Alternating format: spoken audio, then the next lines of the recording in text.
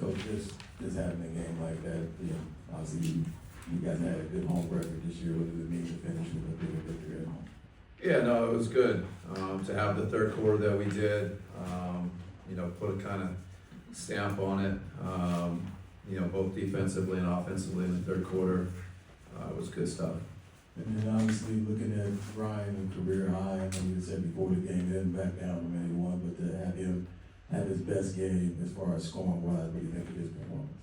Yeah, no, I thought, it was a great night for him. Obviously the scoring's going to stand out to everybody, but I also thought, Castle had it going early, and Ryan took the challenge, and I thought did a really good job defensively to try and limit him. So, both defensively and offensively, really good game for Ryan.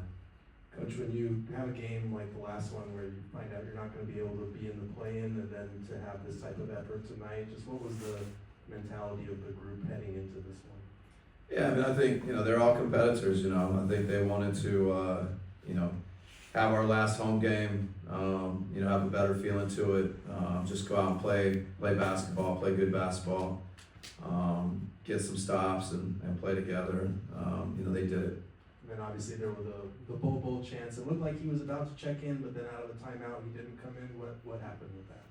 Yeah, I mean, I think they cut it to 22 or 20 or 18 or something like that, and just stuck with Royce, kind of the veteran. Just make sure it didn't, get any closer. And Royce had been out there and playing. Just love his presence, love what he brings on both ends of the court in that situation. Coach, I know so many of us have talked about the rookies, Ryan and Oso. Just for you, as long as you've been a head coach, where did those two rank in terms of rookies that you've coached and the rookies that have been able to make an impact like that? Yeah, I mean, it's I think the role that they've taken on, about as big as any that I can remember.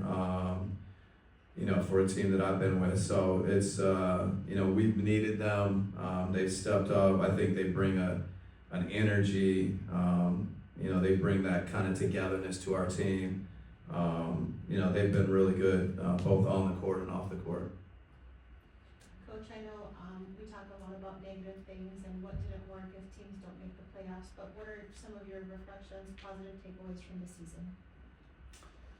Yeah, I mean, I think, we got one more game. I'm sure we're going to reflect on it, after. But, these guys, they've competed. I think, they've found spacing. They've found ways to play together.